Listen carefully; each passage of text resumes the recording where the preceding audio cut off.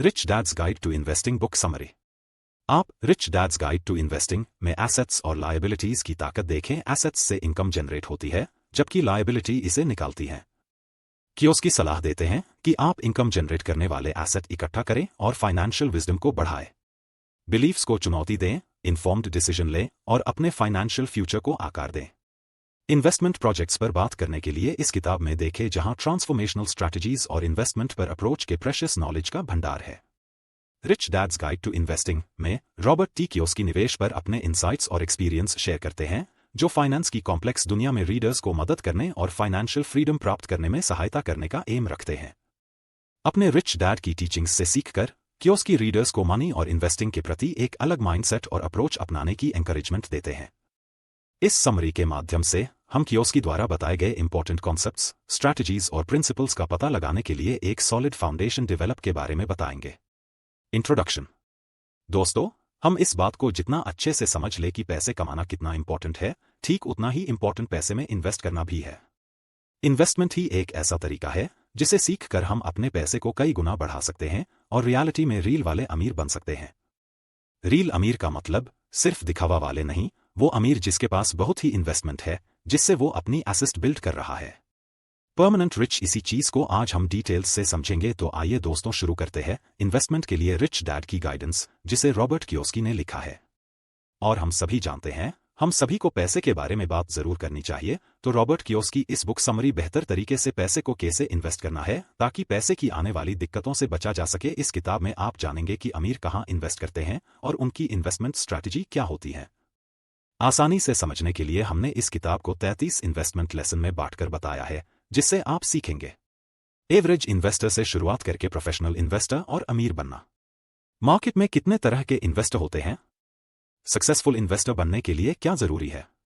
Market में 90% पैसा 10% investor के पास क्यों है? एवरेज और प्रोफेशनल इन्वेस्टर्स के बीच क्या डिफरेंस है? अमीर इन्वेस्टर बनने के लिए किसकी जरूरत है? अमीर इन्वेस्टर हर मार्केट में पैसे कैसे कमाता है, चाहे मार्केट ऊपर जाए, डाउन हो या मूविंग में चले। इन्वेस्टमेंट लेसन एक, कहां इन्वेस्ट करें? ऑथर के रिच डैड कहते हैं कि सबसे पहले इन्वेस्टमेंट के बारे में तुम्हें अपने माइंड को ट्रेन करना चाहिए ताकि आप वो देख सकें जो एवरेज इन्वेस्टर नहीं देख पाता। इसके लिए इन्वेस्टमेंट के बारे में किताबें पढ़े, सेमिनार से नॉलेज हासिल करना चाहिए और अपनी अकाउंटेंट, ब्रोकर की टीम बनानी चाहिए। जितनी ज्यादा नॉलेज आप गेन करेंगे, आपका माइंड उतना ही इन्वेस्टमेंट के लिए ट्रेन होता जाएगा। इसके लिए 5 ऐसी किताबें हैं जो आपको जरूर पढ़नी चाहिए। 1. 1 up on Wall Street. 2. Coffee can investing. 3. I will teach you to be rich. 4. The intelligent investor and rich dad poor dad. Investment lesson 2, wealth की फाउंडेशन बिल्ड करना। इसके लिए सबसे पहले आप डिसाइड करें कि आप फाइनेंशियली किस ग्रुप का हिस्सा बनना चाहता है, गरीब, मिडिल क्लास या अमीर। फिर उस ग्रुप में सक्सेस पाने के लिए जरूरी एजुकेशन लें, प्लान बनाएं और कड़ी मेहनत करें। ध्यान रहे, ये सबसे जरूरी चीज है जिसे आपको अपने अंतिम गोल की क्लैरिटी मिलेगी। इससे ये भी समझ आएगा कि उस ग्रुप में रहने के लिए आपको क्या सीखना होगा, क्या क्या एक्शंस लेने होंगे और कितनी मेहनत की जरूरत पड़ेगी। सॉलिड फाउंडेशन के लिए हमें बहुत क्लैरिटी और एक मजबूत डिसीजन की जरूरत पड़ेगी। इन्वेस्टमेंट लेसन 3, विकल्प चुना, चॉइस। हर इंसान के पास लाइफ में 3 चॉइस होती है। पहली सिक्योरिटी, दूसरा कंफर्टेबल रहना, तीसरा अमीर बनना। सिक्योरिटी माइंडसेट के लोग जॉब को ज्यादा प्रायोरिटी देते हैं। वो इस तरह कहते हैं, स्कूल जाओ, अच्छे मार्क्स लाओ और ज्यादा सैलरी वाली जॉब हासिल करो। कंफर्टेबल माइंडसेट के लोग सिर्फ वहां इन्वेस्टमेंट करना चाहता है जहां रिस्क ना हो या रिस्क प्रूफ इन्वेस्टमेंट जिसमें सक्सेस की 100% गारंटी मिले। अमीर माइंडसेट वाले लोग ये जानते हैं कि रिस्क के बिना सक्सेस मिलना इम्पॉसिबल है, इसलिए वे अपनी फाइनेंशियल नॉलेज को बढ़ाते हैं ताकि रिस्क को कम से कम करके प्रॉफिट को बढ़ा सकें। इसलिए सोच समझ कर चूज करें, क्योंकि आपकी पसंद के आधार पर ही आपके रिजल्ट्स निर्भर करेंगे। इन्वेस्टमेंट लेसन 4, आप किस तरह की दुनिया देखते हैं? यहां आप 2 तरह की दुनिया जानेंगे, एक जरूरत से कम पैसे वाली और दूसरा जरूरत से ज्यादा पैसा वाली। जरूरत से कम पैसे वाली दुनिया में लोग जॉब और फाइनेंशियल सिक्योरिटी को ज्यादा इंपॉर्टेंस देते हैं, इसलिए वो कुछ नया रिस्की काम करने की कोशिश नहीं करते हैं और लाइफ टाइम पैसे की कमी में जीते हुए पैसे बचाने के लिए स्ट्रगल करते रहते हैं। जबकि जरूरत से ज्यादा पैसे वाली दुनिया में लोग जरूरत से ज्यादा पैसे कमाने के मौकों को ढूंढते रहते हैं और अपने फाइनेंशियल आईक्यू को बढ़ाने के लिए ज्यादा से ज्यादा फाइनेंशियल एजुकेशन लेते हैं। इसी चॉइस की वजह से दुनिया में 90% पैसा 10% फाइनेंशियल एजुकेटेड लोगों के पास है, जबकि सिर्फ 10% पैसा सिक्योरिटी माइंडसेट वाले लोगों के पास है। Investment lesson 5। इन्वेस्टमेंट इतनी कॉम्प्लिकेटेड क्यों है? इन्वेस्टमेंट का मतलब ऐसी जगह पैसा लगाना है जो हमारी जीवन को और ज्यादा आसान और प्रॉस्परस बनाए।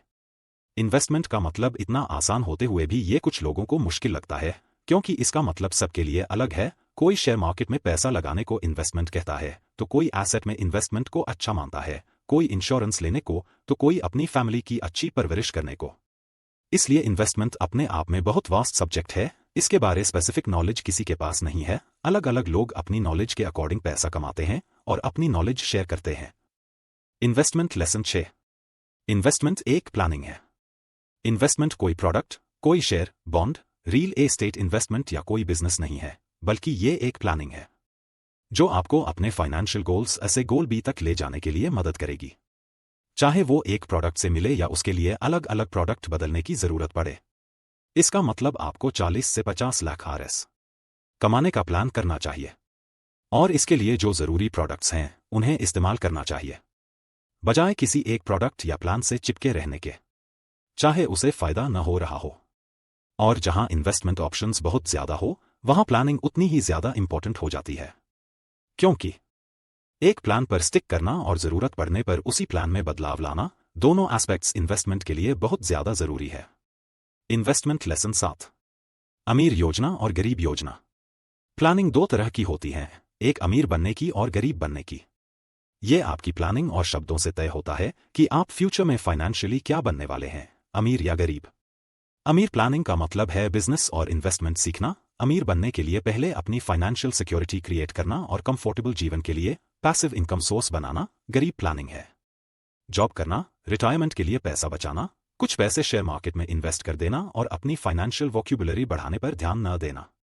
अब हमें फैसला करना है हम किस तरह की प्लानिंग करना चाहते हैं। Investment lesson 8। सही प्लान कैसे चुनें। 3 तरीकों को अपनाकर आप अपने लिए सही प्लान बना सकते हैं। अपने आप से पूछे कि आप कितना पैसा कमाना चाहते हैं। प्रोफेशनल इन्वेस्टर्स से मिले ताकि वो अपनी नॉलेज के अकॉर्डिंग आपके लिए अच्छी प्लानिंग बना सके और आपको गाइड कर सके। रिच वोकैब्युलरी, जैसे इन्वेस्टमेंट और बिजनेस के बारे में अमीर इंसान की तरह सोचें। Investment lesson 9। डिसाइड करें कि आप क्या बनना चाहते हैं। जैसे कि मैंने पहले बात की थी, आप फाइनेंशियली इनमें से क्या बनते हैं, ये सब आपकी प्लानिंग के अकॉर्डिंग होता है। पहला फाइनेंशियली सिक्योर, दूसरा कंफर्टेबल, तीसरा अमीर। अगर आप अमीर बनना चाहते हैं तो आपको वे तीनों प्लान बनाने चाहिए। एक, सबसे पहले फाइनेंशियली सिक्योर रहने की प्लानिंग बनाएं ताकि आपको और आपकी फैमिली को फाइनेंशियल सपोर्ट मिले। आप इसके लिए इंश्योरेंस करवा सकते हैं। 2, कंफर्टेबल जीवन के लिए आपको ऐसा कोई पैसिव इनकम सोर्स बनाना चाहिए जहां से होने वाली इनकम आपके पर्सनल खर्चों से ज्यादा हो, ताकि आप पैसों के लिए काम करने की रैट रेस से बाहर आ सकें और आपको अमीर बनने का टाइम मिले। 3, अमीर बनने के लिए पहले इन्वेस्टमेंट के बारे में सीखिए। Investment lesson 10। इन्वेस्टमेंट रिस्क भरा नहीं है। आमतौर पर लोग इन्वेस्टमेंट को 3 रीजंस से रिस्क मानते हैं। उन्हें इन्वेस्टमेंट के बारे में जरूरी ट्रेनिंग नहीं मिलती, जिस वजह से कई बार वो अपने इन्वेस्टमेंट में नुकसान उठाते हैं। इन्वेस्टमेंट पर कंट्रोल नहीं होता। जिस कंपनी के शेयर या एसेट में वो इन्वेस्ट करते हैं, कम नॉलेज के कारण वो इन्वेस्टमेंट में होने वाले नुकसान को मिनिमाइज नहीं कर पाते। ज्यादातर लोग अंदर से इन्वेस्टमेंट नहीं करते। शेयर मार्केट में अंदर से इन्वेस्टमेंट का मतलब किसी कंपनी के बारे में खुद नॉलेज लेना और ठीक से इन्वेस्ट करना है। Investment lesson 11। इन्वेस्टमेंट के साथ जीवन में अपना रिस्क कम करें। जब हम जॉब करते हैं या कोई बिजनेस करते हैं तो हमारा परिवार पूरी तरह से हम पर डिपेंड होता है, और ये उनके लिए एक बहुत बड़ा रिस्क है, क्योंकि जीवन बहुत ज्यादा अनसर्टेन है। इस रिस्क को कम करने के लिए हमारे पर सबसे सुरक्षित और सबसे अच्छा ऑप्शन है term insurance. Investment lesson 12। Investment के बेसिक रूल्स।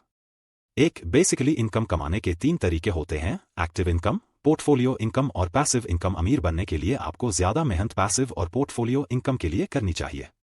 2, अपनी एक्टिव इनकम को ऐसे शेयर, बिजनेस बनाने या रियल एस्टेट खरीदने में इन्वेस्ट करें जो आपके बिना काम करके पोर्टफोलियो और पैसिव इनकम कमा कर दें। 3, इन्वेस्ट करते समय हमेशा इंश्योर करें कि आपका प्रिंसिपल अमाउंट सेफ रहे। 4, एसेट और लायबिलिटी को समझे। एसेट का मतलब वह खर्च जो आपकी जेब में पैसा लाएं और लायबिलिटी का मतलब जो आपकी जेब से पैसे निकाले। 5, प्रोफेशनल इन्वेस्टर अपने इन्वेस्टमेंट के रिस्क और रिवॉर्ड फैक्टर को एनालाइज करके रिस्क को कम करके और प्रॉफिट बढ़ाते हैं। इन्वेस्टमेंट लेसन 13 फाइनेंशियल एजुकेशन बढ़ाए। फाइनेंशियल एजुकेशन बढ़ाने के लिए किसी कंपनी की फाइनेंशियल स्टेटमेंट्स पढ़े, जैसे इनकम स्टेटमेंट, एक्सपेंस स्टेटमेंट्स और एसेट मेकिंग, ताकि किसी कंपनी में इन्वेस्ट करने से पहले उसकी सेल्स और मैनेजमेंट के बारे में पता चल सके। इसके अलावा अपने फाइनेंस को मैनेज करें। ऐसा करने से आपको प्रैक्टिकल नॉलेज मिलेगी। जितना ज्यादा आप नॉलेज बढ़ाएंगे उतना ज्यादा आपको मदद मिलेगी। इसलिए ये बात इस किताब में बार बार बताई गई है। इन्वेस्टमेंट लेसन 14 फाइनेंशियल नॉलेज को आसान बनाइए। जब कोई इन्वेस्टर फाइनेंशियल स्टेटमेंट्स पढ़ने लगता है तो एसेट और लायबिलिटी का अंदाजा लगाना आसान हो जाता है। फाइनेंशियल एजुकेशन के लिए ये 2 बातें याद रखें। पहला, कैश फ्लो आपके पास कैश ला रहा है। अपने एसेट को कैश फ्लो देने वाला बनाएं। एग्जाम्पल के लिए, आप घर के रेंट की पेमेंट करते हैं। ऐसे में आपके दिए हुए पैसे के बदले कोई फाइनेंशियल रिटर्न नहीं मिलता तो ये लायबिलिटी हुई। दूसरी ओर, आप एक अपार्टमेंट खरीदकर उसे किराए पर चढ़ा देते हैं। मान ले उसकी मंथली मैनेजमेंट कॉस्ट 2,000 रुपए है और मंथली रेंट 10,000 रुपए आ रहा है। तो इससे होने वाली 8,000 रुपए की एक्स्ट्रा इनकम आपके लिए कैश फ्लो बनेगी। हो सकता है अभी इसको लेने के लिए आपको लोन लेना पड़े, लेकिन जब लोन खत्म होगा तो ये हेल्प होगी। या फिर बिना लोन के घर खरीदने के बारे में सोचें। इन्वेस्टमेंट लेसन 15 गलतियों का मैजिक। मिस्टेक्स सक्सेस का एक हिस्सा है। जो गलती से बचे रहने की कोशिश करते हैं वह इन्वेस्टमेंट और बिजनेस के बारे में जरूरी लेसन्स नहीं सीख पाते और लाइफ टाइम स्ट्रगल करते हैं। गलती ना करना ऑथर के पुअर डैड की तरह है, जो ऑथर से अक्सर पैसे को लेकर ऐसी बात कहते थे कि मैं कोई फाइनेंशियल रिस्क नहीं लूंगा क्योंकि मैं पैसा नहीं खोना चाहता। इसी तरह बेसिक इन्वेस्टमेंट और मैनेजमेंट की एजुकेशन नहीं लेना, सिर्फ प्रॉफिट पर ध्यान देना भी फेलियर की तरफ ले जा सकता है। दूसरी तरफ ऑथर के रिच डैड फाइनेंस, इन्वेस्टमेंट, अमीर लोगों की वोकैब्युलरी सीखते हैं और अननोन फील्ड्स को ट्राई करते रहते थे। छोटी छोटी गलतियां करने से नहीं डरते थे, उनसे सीखते और अगली बार बेहतर परफॉर्म करते थे। इन्वेस्टमेंट लेसन 16 अमीर बनने की कीमत। अगर कोई इंसान सोचता है कि पैसा कमाना मुश्किल है तो उसके लिए यह झूठ भी सच है। दूसरी तरफ कोई सोचता है दुनिया में बहुत सारा पैसा मौजूद है और मुझे अपनी फाइनेंशियल एजुकेशन की जरूरत है ताकि मैं मनचाही इनकम कमा सकूं, यह बात भी उसके लिए सच है। क्योंकि जैसा आप इस दुनिया को मानते हैं दुनिया वैसी ही है। ऐसा माइंडसेट डेवलप करने के लिए हम्बल बने, लोगों की सेवा की भावना से काम करें और ज्यादा लोगों को सर्व करें और ज्यादा लोगों की प्रॉब्लम्स को सॉल्व करें। ऐसा करने से बदले में आपको अच्छी पेमेंट मिलेगी और आपके लिए अमीर बनना आसान और तेज हो जाएगा। जितनी जल्दी हो सके 3 ES को हासिल करें। पहला E एजुकेशन, दूसरा है E एक्सपीरियंस और तीसरा E excess money for investment. इसके अलावा मनी मैनेजमेंट, कैश फ्लो और इन्वेस्टमेंट के बारे में लगातार सीखते रहें। इन्वेस्टमेंट लेसन 17 90 से 10 पजल। यहाँ ऑथर उन 10% इन्वेस्टर्स के बीच में डिफरेंस बताते हैं जिनके पास 90% पैसा है और बाकी 90% जो सिर्फ 10% पैसे कमाते हैं। जो 10% इन्वेस्टर 90% पैसा कमाते हैं वह ज्यादा एसेट बनाने पर ध्यान देते हैं। वे अपने 3 ES को बढ़ाते हैं ताकि अपना बिजनेस या एसेट बना सकें। एग्जाम्पल के लिए, एक कंपनी बनाना, उसका IPO इश्यू करना और मार्केट में उसके शेयर बेचना। साथ ही साथ ये 90% पैसे के मालिक 10% दूसरी कंपनी के शेयर एसेट में इन्वेस्ट तो करते हैं, लेकिन पहले खुद की कंपनी या एसेट जरूर बनाते हैं। जबकि 10% पैसे कमाने वाले 90% इन्वेस्टर अपना ज्यादातर पैसा दूसरे की कंपनी में इन्वेस्ट करते हैं। यह बुरी इन्वेस्टमेंट नहीं है, लेकिन इस तरह के एसेट्स में आपका कोई कंट्रोल नहीं होता, इसलिए आपके प्रॉफिट और लॉस उस कंपनी के मैनेजमेंट और मार्केट पर डिपेंड करते हैं। इसके अलावा ये लोग blue chip fund, top 500 company और निफ्टी 50 कंपनी में इन्वेस्ट करते हैं, लेकिन पैसा, कैश फ्लो, बिजनेस और इन्वेस्टमेंट के बारे में अपने नॉलेज को नहीं बढ़ाते हैं। इन्वेस्टमेंट लेसन 18 90 से 10 पजल को सॉल्व करना। अगर आप 90 से 10 पजल को सॉल्व कर रहे हैं तो आप एंड में खुद का बिजनेस बनाने के जवाब तक पहुंच गए हैं। अगर आपका जवाब हाँ है तो यह आपके लिए एक बहुत ही इंपॉर्टेंट डायरेक्शन है। अगर आप बिजनेस करने की सोचते हैं तो पहले अपनी जीवन की प्रॉब्लम्स को ऑब्जर्व करें, दूसरे लोगों की प्रॉब्लम्स को देखें और उन्हें सॉल्व करने की सोचें। प्रॉब्लम्स को सॉल्व करके सोसाइटी को अगले लेवल तक ले जाने, उनकी जीवन में वैल्यू ऐड करने के बारे में सोचें। अपने बिजनेस को चुनने के बाद एक्शंस लेना शुरू कर दें और टाइम के साथ अपने आप को डेवलप करते रहें। इसके अलावा आपका कॉन्फिडेंस और भरोसा भी एक सक्सेसफुल बिजनेसमैन बनने के लिए बहुत जरूरी है। इन्वेस्टमेंट लेसन 19 इन्वेस्टर्स के प्रकार। यहां आप अलग अलग तरह के इन्वेस्टर्स के प्रकार और उनके इन्वेस्टमेंट कंट्रोल करने के तरीके जानेंगे। 1 इनकम पर सेल्फ कंट्रोल। 2 एक्सपेंस पर कंट्रोल। 3 इन्वेस्टमेंट का management. 4 tax management. 5 information management. 5 तरह के इन्वेस्टर्स। 1 मान्यता प्राप्त इन्वेस्टर, लगभग $1 लाख से ज्यादा एनुअल इनकम वाला इन्वेस्टर। 2 क्वालिफाइड इन्वेस्टर, योग्य इन्वेस्टर समझता है कि पब्लिकली कैसे काम करें। इसको आउटसाइड इन्वेस्टर के रूप में भी जाना जाता है। 3 म्यूचुअल इन्वेस्टर, इनके पास 3 ES होते हैं और यह इन्वेस्टमेंट की दुनिया को समझते हैं, जैसे टैक्स, कॉर्पोरेट लॉस का इस्तेमाल करके कैसे टैक्स को कम किया जाए। 4 इनसाइडर इन्वेस्टर, यह कंपनी मैनेजमेंट के अंदर बना रहता है, उन्हें जानता है और उनके डिसीजंस पर इंपैक्ट डालता है। एक सक्सेसफुल इन्वेस्टमेंट के लिए इंटरनल इन्वेस्टमेंट का गोल बनाना चाहिए। 5 फाइनल इन्वेस्टर, फाइनल इन्वेस्टर एक सक्सेसफुल बिजनेस का मालिक होता है। इन्वेस्टमेंट लेसन 20, मान्यता प्राप्त इन्वेस्टर। जैसा कि हमने पहले चर्चा किया कि मान्यता प्राप्त इन्वेस्टर ज्यादा इनकम वाला इन्वेस्टर होता है। मान्यता प्राप्त इन्वेस्टर अलग अलग देश के अकॉर्डिंग अलग अलग है। फॉर एग्जाम्पल, अमेरिका में $2 लाख एनुअल इनकम वाला इन्वेस्टर माना जाता है। मान्यता प्राप्त इन्वेस्टर के पास बहुत पैसा होता है, लेकिन उनके पास इन्वेस्टमेंट के बारे में ज्यादा नॉलेज नहीं होती। 3 ES के बारे में बात करें तो उनके पास एक्स्ट्रा इनकम होती है, जबकि बाकी चीजों की कमी होती है। यहां ज्यादा रिस्क वाले इन्वेस्ट भी कर देते हैं। Investment lesson 21, qualified investor. एक ऐसा इंसान जिसके पास पैसा है और साथ ही इन्वेस्टमेंट के बारे में कुछ नॉलेज होती है, क्वालिफाइड इन्वेस्टर कहलाता है। क्वालिफाइड इन्वेस्टर का इन चीजों पर कंट्रोल होता है। 1 और अपने आप पर। 2 इनकम, एक्सपेंसेस, एसेट और लायबिलिटी पर। 3 खरीदने और बेचने पर। इसमें 3 ES इस तरह होते हैं। 1 एजुकेशन होती है। 2 एक्सपीरियंस कोई नहीं। 3 एक्स्ट्रा इनकम बहुत कम। इन्वेस्टमेंट लेसन 22, पारस्परिक निवेशक, म्यूचुअल इन्वेस्टर। म्यूचुअल इन्वेस्टर उतना ही जानता है जितना क्वालिफाइड इन्वेस्टर, लेकिन इसे टैक्स और कॉर्पोरेट लॉस के बारे में भी अच्छी जानकारी होती है। यह इन्वेस्टमेंट का अच्छा लेवल है। अगर कोई यहां है तो अप, डाउन या मूविंग मार्केट में लाखों डॉलर बनाना मुश्किल नहीं है और कई अमीर लोग इस लेवल के होते हैं। इन्वेस्टमेंट लेसन 23, अंदरूनी निवेशक, insider investor. Insider investor investment के अंदर होते हैं और इन्वेस्टमेंट या कंपनी के मैनेजमेंट और डिसीजंस कंट्रोल करते हैं। एग्जाम्पल के लिए, इनके अपने बिजनेस के रूप में मालिक के रूप में कंट्रोल होता है या दूसरी कंपनी के सबसे बड़े शेयर होल्डर बनकर कंट्रोल करते हैं। ज्यादातर ऐसे इन्वेस्टर इंटरनेशनल होते हैं। इनसाइडर इन्वेस्टर के पास 3 ES भी मौजूद होते हैं। इन्वेस्टमेंट लेसन 24, अंतिम निवेशक, फाइनल इन्वेस्टर। अंतिम इन्वेस्टर वह होता है जो ऐसा एसेट बनाता है जो इतना वैल्यूएबल होता है कि लाखों लोगों तक पहुंच जाती है, जैसा बिल गेट्स का माइक्रोसॉफ्ट सॉफ्टवेयर। ये इन्वेस्टर ऐसी बड़ी कंपनीज को बनाते हैं जिनमें दूसरे इन्वेस्टर इन्वेस्ट करते हैं। फाइनल इन्वेस्टर सभी इन्वेस्टमेंट कंट्रोलर को कंट्रोल करते हैं, साथ ही इनके पास 3 ES होते हैं। इन्वेस्टमेंट लेसन 25, धीरे धीरे अमीर बनने का तरीका।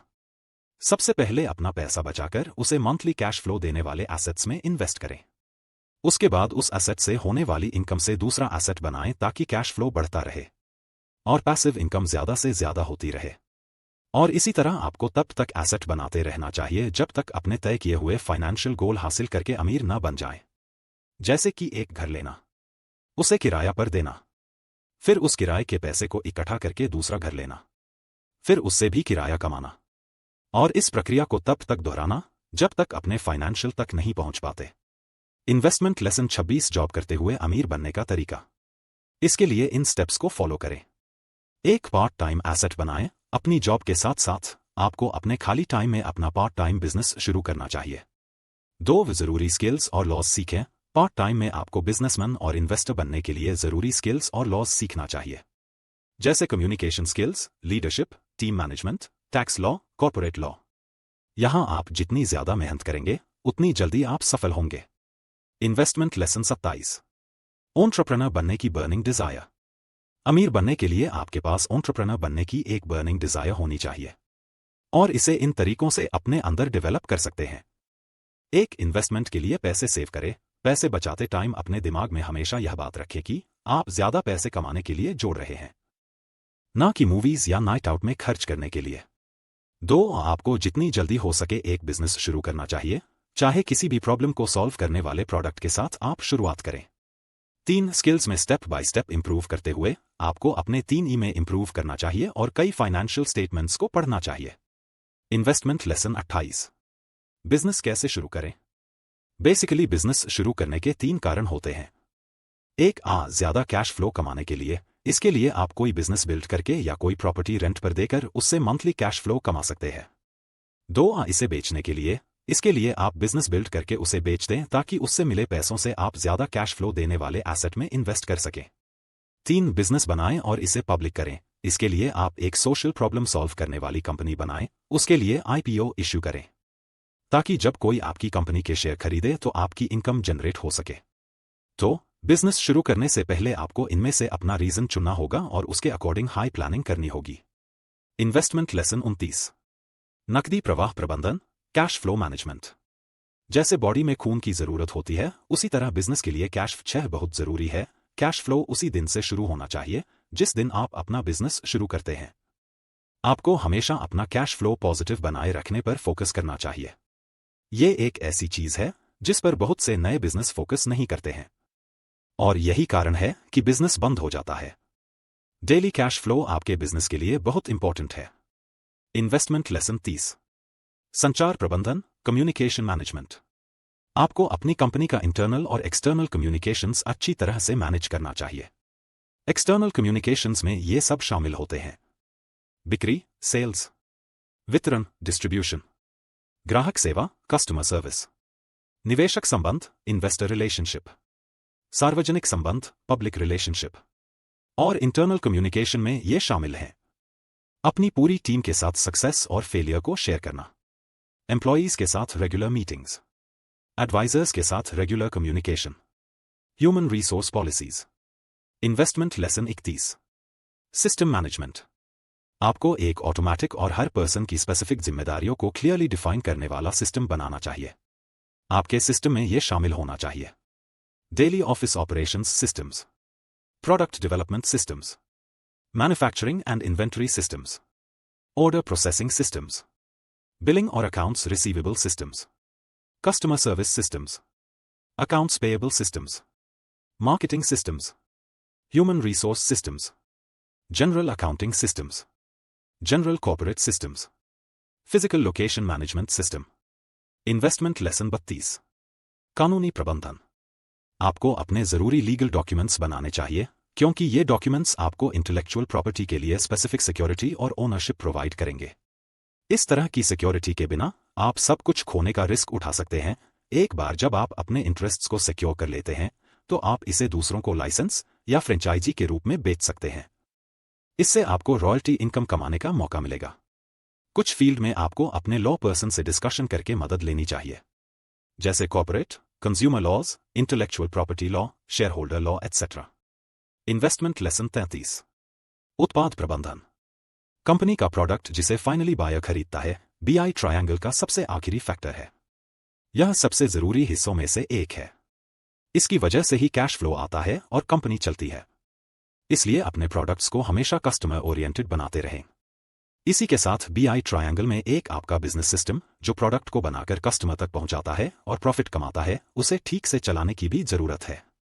जैसे हो सकता है कि हम में से बहुत से लोग मैकडॉनल्ड्स से अच्छा बर्गर बना लें, लेकिन शायद कुछ लोग ही उससे अच्छा सिस्टम बना पाएंगे। निष्कर्ष। Rich dad's guide to investing Robert T. Kiyosaki द्वारा लिखी गई किताब में इन्वेस्टमेंट पर वैल्यूएबल एडवाइस और अप्रोच प्रदान करता है जो आपके फाइनेंशियल फ्यूचर को नया आकार दे सकता है। एसेट्स और लायबिलिटीज देनदारियों के बीच अंतर को समझकर, फाइनेंशियल विजडम डेवलप करके और स्ट्रैटेजिक अप्रोच अपनाकर आप अपनी फाइनेंशियल डेस्टिनी को कंट्रोल कर सकते हैं। याद रखें, इन्वेस्टमेंट केवल पैसे के बारे में नहीं है। सही माइंडसेट डेवलप करके खुद को लगातार एजुकेट करते रहे और कैलकुलेटेड रिस्क लेने के बारे में है। इस गाइड से प्राप्त नॉलेज से लैस अब आप फाइनेंशियल फ्रीडम की दिशा में अपनी जर्नी शुरू करने के लिए तैयार हैं। समझदारी से इन्वेस्टमेंट शुरू करें और अपने पैसे को अपने काम आने दें। आपको कामयाबी जरूर मिलेगी। किताब की समीक्षा। Rich dad's guide to investing Robert T. Kiyosaki द्वारा लिखी गई एक महत्वपूर्ण किताब है जो इन्वेस्टमेंट की दुनिया में इंपॉर्टेंट प्रदान करती है। फाइनेंशियल एजुकेशन और माइंडसेट प्रॉस्पेरिटी पर फोकस करके कियोसाकी बिलीफ्स को चुनौती देते हैं और रीडर्स को अपने फाइनेंशियल फ्यूचर पर कंट्रोल पाने की पावर प्रदान करते हैं। हालांकि इसमें स्पेसिफिक इन्वेस्टमेंट स्ट्रैटेजीज की कमी होती है, यह किताब उन लोगों के लिए एक बेहतरीन स्थान है जो long term investment mindset develop करना चाहते हैं। जय हिंद, जय भारत दोस्तों।